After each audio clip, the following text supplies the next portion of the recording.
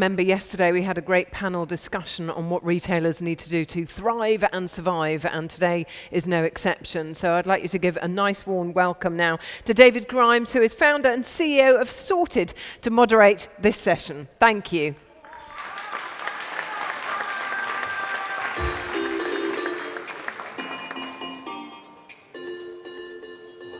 Good morning, everyone. Thank you for being here. I'm David, founder, CEO of Sorted. You've probably seen our pink banners everywhere around the event and all our messages in the toilet, so you'll remember us, hopefully. It's great to be here to moderate this session about how do retailers thrive over the year ahead. And I've got a fantastic panel here to talk you through their experience. Just a reminder, questions will come at the end, so if you could all use the Slido app, that would be great, and we'll leave about 10 minutes at the end to give you a chance to ask all your questions. So on the stage this morning, I've got Sally-Ann Newson, who is Director of Customer Experience and Digital Products at Shop Direct. We've got Mark Steele, Digital Director from Sainsbury's Argos, and we've got another Mark Lamick, who is Managing Director of Zalando Portugal. So I'm just going to ask the guys to give you a brief introduction of themselves, the company they work for, and then we'll dive into some questions. So Mark, we'll start with you. Yes, I'm Mark. I'm working for our Zalando digital office in Portugal, managing it. I joined the company when we were a startup, like 50 people, which was less than in this room, and now we're over 20,000, so it's kind of a different company. And I have a background in tech. I'm a product manager, and now leading our business unit in Portugal. I'm Sally-Ann Newson. I run customer experience and digital product, as you said. I had the luxury of coming to Shop Direct a couple of years ago as we started our transformation in becoming a truly digital business. We had come from being a catalogue business to digital, and we'd done a lot of great things, but actually we really wanted to be digital on the inside. So I've had the luxury of working with the technology teams and our customer experience teams in sort of where we go from here. My background is in e-commerce, 20 years. Unfortunately, it says my age is probably not the youngest here, but that's been across both pure play, marketplaces, multi-channel retailers. So it's been a fun ride in 20 years. Morning, everyone. I'm Mark Steele. I'm lucky enough to be part of the digital teams in Sainsbury's Argos. So two pretty well-known household brands in retail, and incredible retail group to be part of. I've been in Argos for a long time, a lot of my career, and you just feel incredibly privileged to be part of a business that's just so innovative and has changed and transformed so much over the years. Similarly, from catalogue heritage through to a digital retailer primarily that we are today, but a business that's constantly reinvented itself. So I feel very privileged to be part of the team. Fantastic.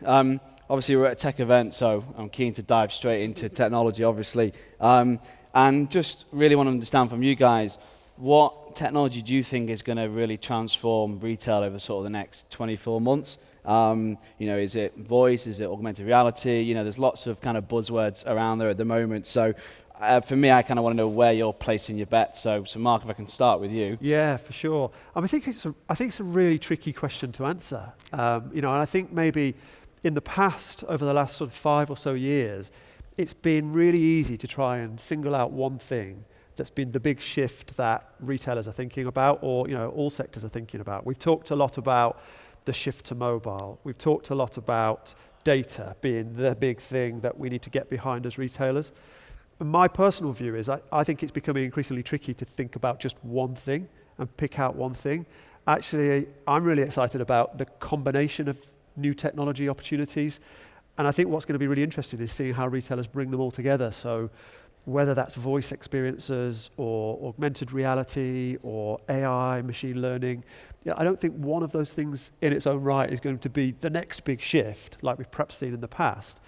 But the combination of how we bring those things together is going to be really exciting. Do you agree, Sally-Ann? Is that sort of I definitely agree. I mean, there are so many new technologies that people are going to have to embrace. I think one of the biggest challenges for retail will be the mindset shift that we need in our people to embrace technology, right? You know, we can't sit here and not embrace technology to solve real customer problems. And I think that in retail, some retail have probably erred towards having people solve those problems. And I think it's the combination of people and technology and the embracing of that will actually be able to sort of solve those problems and move us forward. I think the solving the customer problem is really kind of key. And I guess, Mark, is there a danger that technology can get too gimmicky, as in we're not actually solving the problem, we're just kind of doing tech for tech's sake?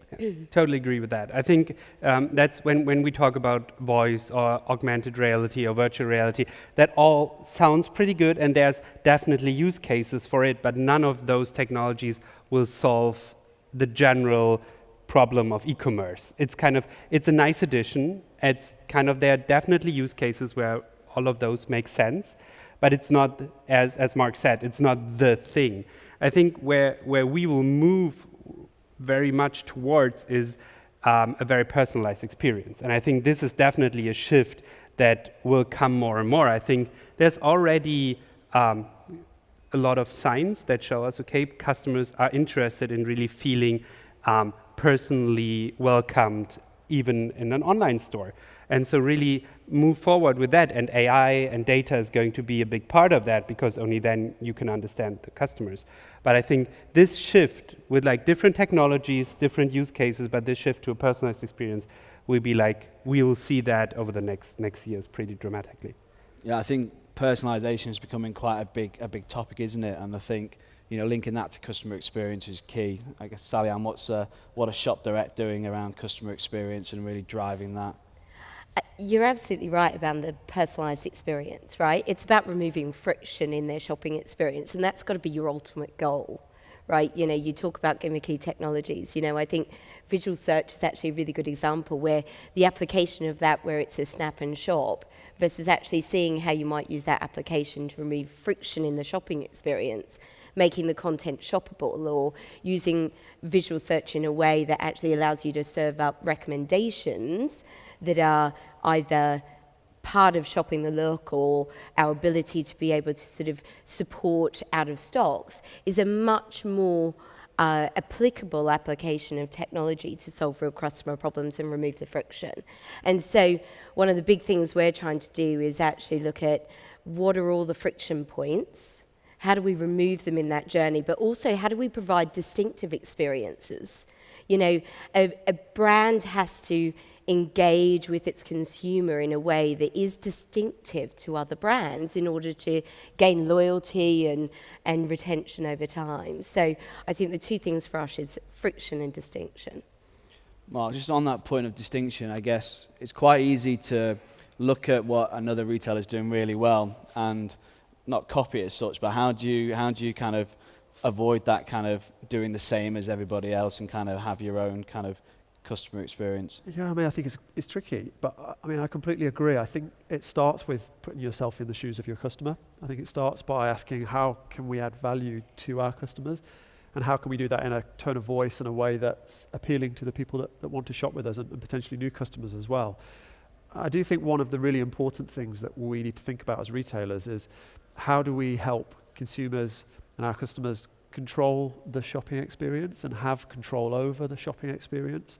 Absolutely about removing friction. And so, you know, I think at times that's about making it really easy, not making me think as a customer, doing it for me, you know, and almost I think there's a growing expectation from customers that you should know me well enough to know what I want in many cases. You know, take out some of those steps that aren't adding any value to me, that are for your benefit as a retailer. Learn about me, understand my wants and needs, understand my preferences when it comes to product or fulfillment or the way I like to shop from a channel perspective, and do it for me. But at the same time, really think about how I can control my shopping experience when I want to. So, you know, leave me with some of the really engaging parts of the experience. You know, let me enjoy shopping on my own terms. You know, allow my shopping experience to fit around my life and move at the speed of my life, not for it to work for us as a retailer.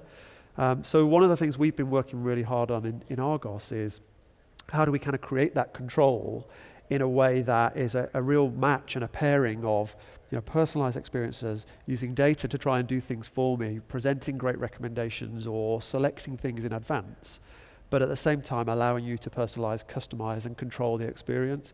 And we do that by starting with customers. The first question that any of our teams are asking is, what's the value that we can create for customers, or what's the problem that we're trying to solve, and actually go and test that problem before we start to do any kind of technology development. That's where we have to start. Do you take a similar approach then? You're sort of nodding away there. Yes, I mean, we've been talking just this week on sort of the design sprints that we do, where, research and design come together in being able to develop experiences that we believe will solve customer problems, but testing those with real customers even before we go into the build, right? And that design and research process is a real iterative one, but a really important one in a step in the journey. And, I think for us, we're very fortunate, right? We've got a really great UX lab. We can get customers in all of the time. But actually, we use a lot of techniques, I guess, and methodologies in a way that enables us to sort of get out there and talk to real customers in a real life scenario. The most recent example I can look at is, our research team going out on the vans and actually seeing, alongside the designers, seeing how the customer interacts even with the delivery driver. Because actually, customers say one thing, but they do another. And so I think we have to be really innovative in the way we conduct our research as well, but do it in direct sort of collaboration with the design team, right? To be able to get to a point where at least you can start testing some designs and prototypes. And there's something really great, I think, about getting that live customer feedback as well, and kind of helping our teams, our colleagues to really iterate their experiences because of that feedback. And I can think of countless examples of experiences that we've launched that have looked very different to what we started out with in our minds, because we've been able to kind of get that live feedback, and customers have told us, actually, this is not what I want. This is quite helpful. One of the things we're trying to do is work harder to celebrate when we get things wrong. And actually, when we test an assumption and prove it to be incorrect is just as valuable as when we prove something correct. So I think that's really powerful. I guess, therefore, data here is really key, isn't it? It's collecting that customer data and then using that to actually deliver what the customer wants, not what you think the customer wants. Mark, tell us what does Zalando do in terms of data and using that to... I think it's definitely a combination between like quantitative research and definitely also qualitative research. Just connecting to that, one of the biggest projects where we learned a lot was when we sent a multidisciplinary team throughout Europe to sit in the living rooms or in the tube or wherever people used our product next to them and just watch them use the product. Because it's actually that situation where people use it. And we have a UX lab, and it's great to have people there and to test early stuff. But the learnings we got from people's living rooms were in some aspects really, really different, because it's a different atmosphere and they feel more at home and they use it in a different way. So that really helps. And then the second step is, okay, we have now a lot of qualitative research. We know a lot about like this 20, 30 customers around Europe. Now we try to find patterns within the data to kind of match that to like bigger groups and to see, okay, where there's maybe just some small examples that work differently, or is this really something we can then adapt towards the product? And I think there's, of course, knowing your data and having a good, making the right decisions based on data is really important. And it's great to see that the whole industry is shifting from, okay, we are having the gut feeling of like a small number of executives towards, okay, we have a design team, we have a research team, and actually talk to customers and know what they actually want. But then it's kind of the next step is then using the data to, on one hand, make sure, yeah, this is really true. And on the other hand, how can we adapt that to a bigger customer group? So it feels like you're all fostering a culture of, or trying to change the culture within your organizations to sort of embrace technology, but also embrace new approaches. I'd love to hear a bit more. Say, Sally, I'll start with you in terms of what you're doing at Shop Direct to kind of drive that kind of culture, innovation, especially in, I guess, a large organization as well, where, you know, when you're in a startup, it's quite easy, I say, but it gets a lot harder the bigger you get. So Absolutely, and you know, I've done startup and big, right? So I absolutely understand the benefits of being in a startup, but also, you know, there's significant benefits of being a big corporate. So, you know, I think what we classify as the HIPPO, right? You know, the highest paid person's opinion, I think has to be long gone. You know, putting the customer at the heart of all you do is incredibly important. And so, you know, we went on a journey we're coming up to our year anniversary actually, of where we decided to turn a lot of what we were doing across our development teams into proper multidisciplinary teams. People that owned parts of a customer journey, people that had direct control and authority to both own the experience that they were trying to create for customers and deliver that experience. Everything down from, you know, owning the vision and the strategy to what I would class as the P&L. You know, we made them little mini P&L owners. And what that did was gave them, I guess, a level of understanding of their impact of what they do for both customers and the business, but also gave them a sense of responsibility and ownership of what they were trying to achieve. And then what we had to do was get out of the way of them. yeah. You know, quite a lot of the time, my time is spent actually warding off the exec team and the other leaders in the organisation and saying, look, we've got to let them actually go and answer those problems. Fact is they're probably better able to, right? They've probably been closer to the front line than we have for many years.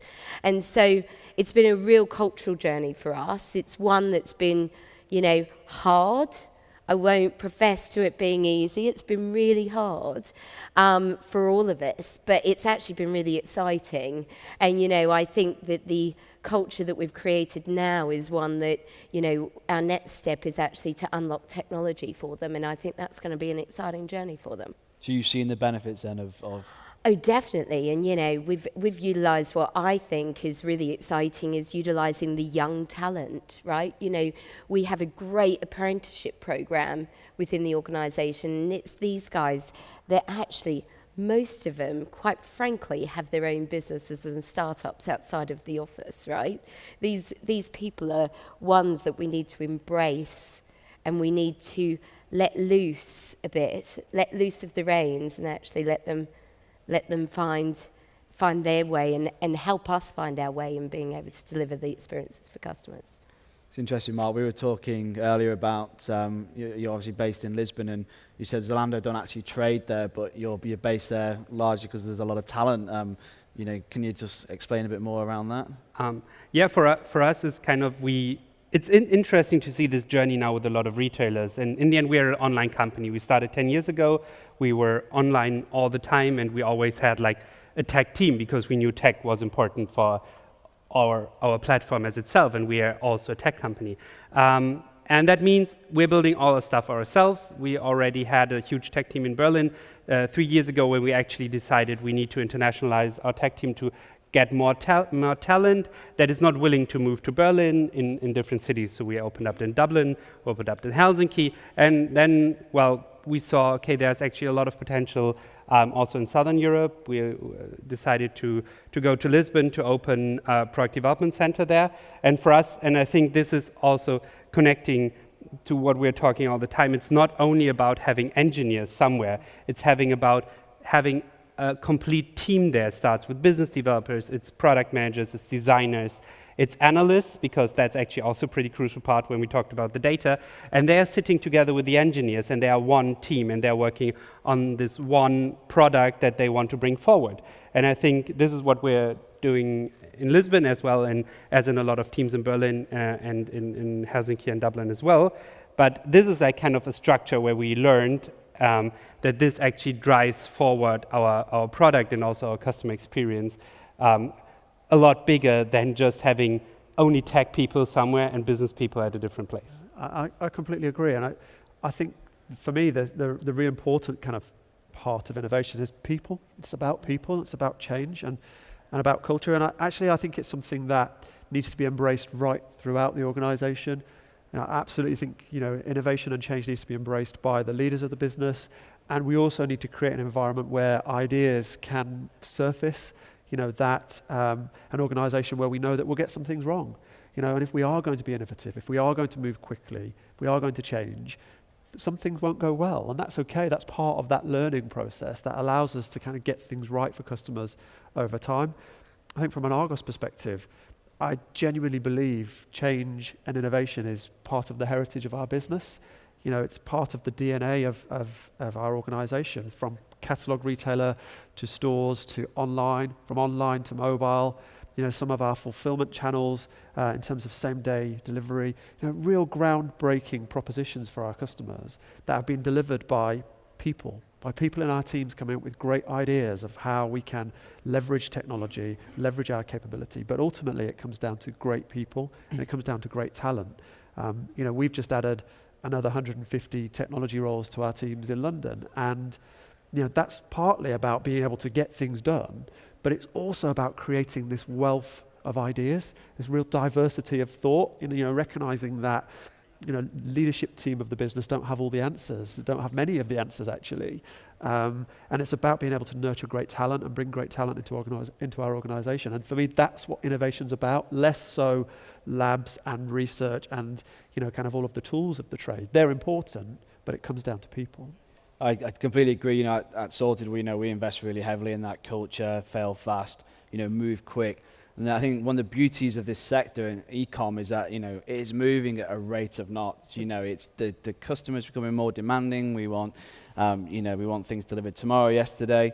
I guess, what challenges from a tech perspective do you guys face in terms of legacy systems and trying to keep up with the pace of change and movement? Yet, you can have all the great people and ideas, but do you get held back almost by your sort of legacy systems, or maybe not? It'd be great. So, Mark. I mean, of course, the answer to that is yes. We're a retailer that's been around for, decades, and so some of our technology has been around for decades as well. And we're constantly working to try and improve that and create a base from which we can build great experiences for our customers.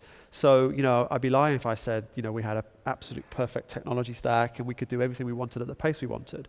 But, I think we've got the capability to overcome some of those challenges. I think what's more of a challenge and also a huge opportunity is there are so many things to do. There are so many areas in which we can add value for our customers. I think what's great about the team that I'm part of is we're not short of ideas, we're not short of opportunities. There are so many different things that we can go after, and partly the challenge is choosing the ones to prioritize and trying to keep lots of different priorities moving forwards. And we're having to work really hard to think about which initiatives will create the most value for customers. And I think what's really interesting about that, it's not a linear kind of binary answer. We don't get all of the ideas on the table and decide this one's most important and this one's 10th most important. Actually, it changes over time. It changes as we learn about those ideas. It changes as we start to build experiences and test them with customers. So linked to that culture of innovation, we also have to have a really great way of thinking about priorities and a great way of thinking about where we put our time and energy. And from our perspective, we do that based on what's delivering most value for customers. So that's the key to it for us. I couldn't agree more on the challenge that you've got around kind of the volume of ideas. And, fact is that the customer is moving at a rate of knots in terms of its expectations. One of the biggest challenges we've had as sort of putting together multidisciplinary teams is how do we allow them to be able to move at the pace that they want? And the biggest investment that, I agree with you. The technology stack is a challenging one when you're a legacy business, but we are really focused on actually how we evolve that technology stack, right? Because we've gone some of the way on the cultural part, we've done some of the way on the ways of working. Now, actually, we want to be able to unleash their potential. And the only way we can do that is actually revising and thinking about how we build the new technology stack. And, we talked earlier, Mark, about it's an evolution. We will spend some time over the next, year, and we're taking a much more iterative approach to being able to completely change our technology stack. to enable us to move at the rate of or the pace of change that we want to. But it doesn't stop. We were saying, you're going to have to continue to evolve that technology stack because, new innovations will occur, new expectations will occur of our customers. But, if we don't go towards, certainly for us, going towards a more service-based architecture that's more component-based allows us to be able to at least change those in piecemeal as opposed to kind of one big monolithic platform. I know you like to build a lot of tech yourselves at Zalando. Do you sort of intend to continue to do that, or would you work with partners in specialist areas? How are you approaching the challenge? Well, there's generally, I think the big or the most important thing is that when you think about tech, is thinking about products and not projects. And that in the end moves you away from, okay, we have this one project that's finished at some point in time and then we're ready. That's just not right. And if you have multidisciplinary teams working on one product, well, they continue to work on it, and it's going to be an evolutionary product. At some point in time, well, most probably you change the technology. At some point in time, you change the approach, you pivot here and there, but you're still responsible for the same product. And for us, in the end, most of the products, or actually all the products that are like in the main life cycle of the customers and the main value chain, are in-house built products. That doesn't mean we're not using external software, but in the end, that also goes back to the ownership of the product teams. In the end, they need to make a make or buy decision, and they say, okay, does it make sense to build it on our own, or does it make sense to get an external partner in, or do like a hybrid solution? In the end, what we realized, coming with a certain scale, it's also sometimes hard to find the right partners, because that's a lot of transactions, that a lot of customers, and a lot of integrated functionality, where it's then not always easy to integrate also for a partner, because you're lacking a lot of background knowledge that internal teams or internal systems have. But in the end, it's with a lot of things when you build products about the balance. You cannot say you're only using that technology or only that, you're only building internally or only externally. I think it's always comes to the balance, and in the end, it has to benefit the customer. And it's not for the sake of building technology, but it's for the sake of making the product for the customer better. And I think it's about also making sure that the technology that you invest in, whether you build it yourselves or buy technology from a third party, it delivers the thing that you need from it. From our perspective, our preference is to build our own technology, as a kind of our preferred way of working. But I think that enables us to have a really kind of bespoke set of technologies that serve our needs and meet the needs of our customers, and back to kind of that distinctive experience. It allows us to power experiences that work for us rather than a generic experience that lots of other retailers have.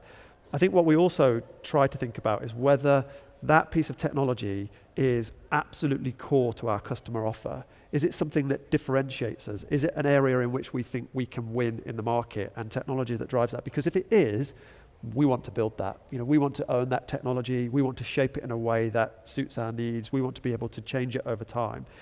On the other hand, if it's commodity, if it's something that isn't core, isn't part of our competitive advantage, then it might make sense to buy that. It might make sense to just get something that's good enough. But for the things that really make us win and the things that are really important to our customers, we want it to be brilliant, and we want to build our own technology. Fantastic. Question I always like to ask people, and it's because I guess the entrepreneurial mindset in me is, what gets you up in the morning. For me, is I want to change the delivery experience industry. But what gets you guys out of bed? What drives you every day to go and do what you do? Well, it's people for me. I started in my introduction by saying I feel so lucky to be part of an incredible digital team in Sainsbury's Argos. And in every part of the business that I've worked in over the years, that's one consistent theme that has got me out of bed in the morning. It's working with great people, both the colleagues in our organisation. We've got some incredible colleagues in our business. It really is a great place to work. But also our customers as well. Working in stores with customers when I started my career, through to working with our customers from a kind of digital perspective. I just love the variation that working with different people brings. I love to see teams working together to deliver great ideas, innovation, and value for our customers. And that's the thing that drives me on. That's the thing I'm passionate about. Fantastic. Sally-Ann, what about you? For me, it's about customers. I totally agree with you on the people front, but I've been in retail for 20 years, yes, predominantly digital and e-commerce, but it's customers. Like, we don't exist without customers, right? And that's the exciting thing for me, because they are forcing us as well to innovate at a pace that we've never actually had to innovate at before. That really excites me, right? Is because their expectations of us is so high that we're continually pushed to be a better version of ourselves, you know, whether it be from a company point of view or a personal point of view. I think the second thing around people, and if I may have two, is, you know, the young talent is really exciting to me. It's the thing whereby, you know, they look at things in a totally different way, you know, and, you know, for me, I'm really excited about not just young talent, but young female talent in tech. You know, we sit here and we talked a bit before about, you know, there's 3 men and a woman on the stage. I want to see, you know, the volume of young females in tech I'm seeing versus what I probably saw sort of 10 years ago is tremendous. But I'm just really excited about the growth in that sector. Fab. Mark, yourself? Yeah. I think it's a combination of both what you said. It's building really valuable products for customers with the great team. I think in the end, the best feeling still is, and maybe that's because I'm biased coming from a product background, is see a product live, see people using it, see people really having a benefit from this product, and that's like kind of the best feeling, having built something. It's kind of similar to when you build something physically, but it's also the same feeling online, that you see, hey, people are using it, we have good numbers, we have good feedback. That's a great feeling, and that only comes, of course, with a team that in the end works together in building that, and having like this achievement is kind of the feeling why I get up and do that. Fantastic. Right, we're going to move to some audience questions now in the sort of the last sort of 7 minutes or so. So, first question, personalization has been mentioned a lot.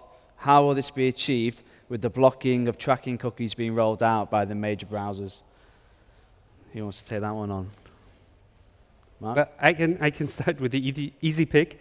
On mobile, we have logins. More or less everyone is logged in. So on mobile, it's a lot easier, because as soon as people are logged in into the website or into the platform, you can personalize and can track it. So with like a high mobile share, that we have now, it is doable. Though, like if you have an anonymous person going online on your web page, it's getting a bit more difficult. Great. Sally Allen's question here for you. What drove the opening of a London digital office? Is there not the talent in the north? And being from the north, that's an interesting one for me. There's definitely the talent in the north, right? But it's deeply competitive as well. The volume of technology companies opening up in the north is tremendous, right? So we're all sort of going from the same pool of talent. I think the real core reason of opening up London, and you know, we have a Dublin office as well, is about having choice, right? You know, fact is we are going to want to expand our workforce, particularly in the technology sector and the data sector. And what we know is that if we have the best hope of getting the best talent, we need to expand our options. And so our view is that we will always have a strong presence in the north. It's where our heritage is. It's where our DNA is born, right? But we can't ignore the fact that it is a highly competitive market.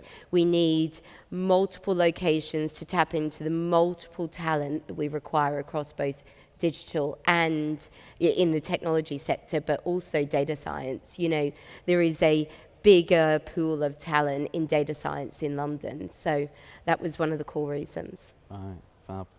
Mark, what a question for you now. Can you give an example of your best innovative initiative, that's a mouthful, isn't it, that enriched customer experience?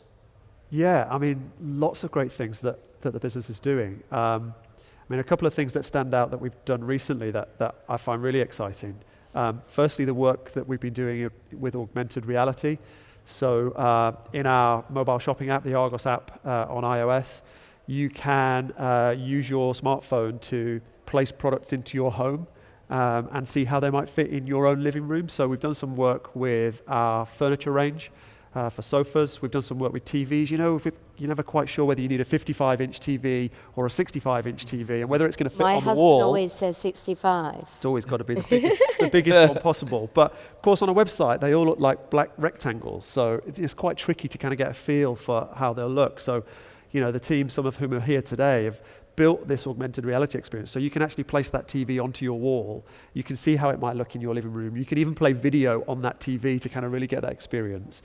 We partnered with Lego to build a number of AR models of their products fully assembled and animated. You know, so rather than the pack shot that shows the product, actually seeing it and seeing the kind of value that your kids will get from playing with it. So augmented reality is definitely something that's exciting for us, that, you know, we've done some work on, some really good response from customers, lots more that we want to do. And particularly for Argos, you know, being a retailer where, you know, 60% of our sales are online, you know, our stores are not kind of traditional showrooms. You know, it's a really important development for us to help customers shop on their terms, you know, for help customers see products in their own room. So that's definitely one that we're really excited about. I suppose the other area that we've been experimenting in is voice. So last week we launched a voice shopping experience through Google Assistant. So for the first time, our customers are able to reserve a product for immediate collection in store purely through using their voice through Google. It's early days. It's a very basic experience. You know, we've got lots more to do, but just that thrill of getting something out there to test what customers' reaction will be, to see how customers might use that, has been really exciting for us. So I think voice and AR are two things that we're putting a lot of time and energy into. And are you able to measure the impact then? Yeah, I mean, we've got quite a lot of insight into both the levels of engagement, you know, the time that customers are spending in those experiences and the frequency with which they're using them, but also how they're using those experiences. You know, the augmented reality side has been really interesting to see just the sheer amount of time that our customers have spent placing sofas and TVs and Lego models into their home. You know, it's really, really incredible to see that we've had some really long periods of engagement. So, yeah, like I say, on both fronts, it's early days, but great to get that live feedback.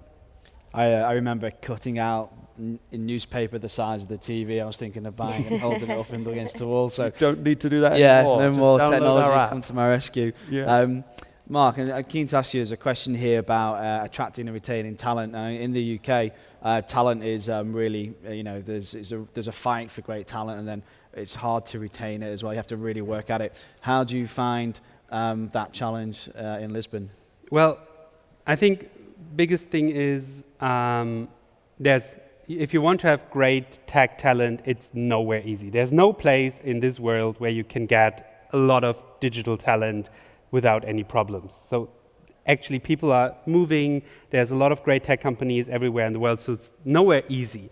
I think one of the most important things is actually what we talked about all the time is giving all the people a purpose, giving them ownership, having them work on a product, especially engineers, having them understand what they're working for.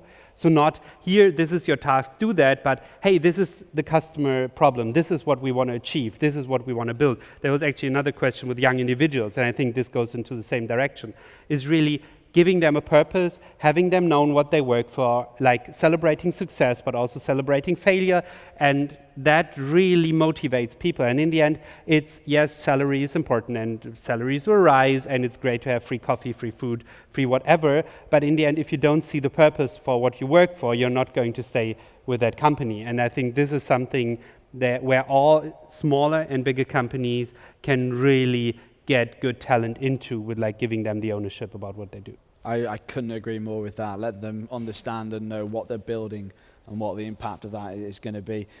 Do you guys agree with that? Have you got any hot tips for employers out there looking to attract talent? I would totally agree with you. I mean, I think the accountability and purpose, you can't underestimate how important that is to people, right?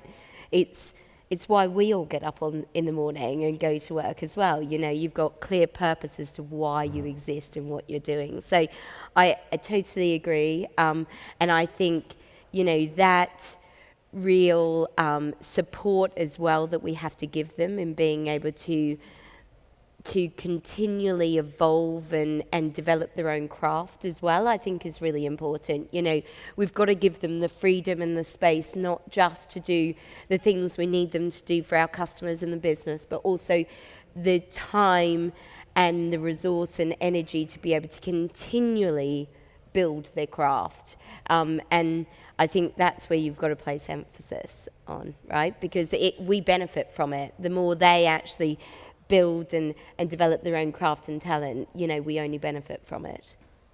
Yeah, completely agree. Yeah, and I think it's so right. I think empowerment is so important, and you know, all of us just want to make a difference, I guess. You know, so being empowered to do that, particularly in larger organisations, finding a way for people to still have absolute ownership, I think is really important, and also building those professional communities. I mean, I think that's why events like this are great, because irrespective of which retailer you might work for or which part of the industry you're in, actually coming together to talk to peers, to learn, to hone your skills is really important. So I think that community's a key part of it too. Mm. Fantastic. Well, guys, we've come to the end of our time. It went really fast, but thank you to the panel. I think I've done an amazing job. Thank you for all your insights. I'm sure people have learned a lot. I know you'll all be dotted around at some point, but you've got busy schedules today as well. I'll be on stand 14 if anyone has any questions for me. Otherwise, thank you very much and enjoy the rest of the day. Thanks for having us.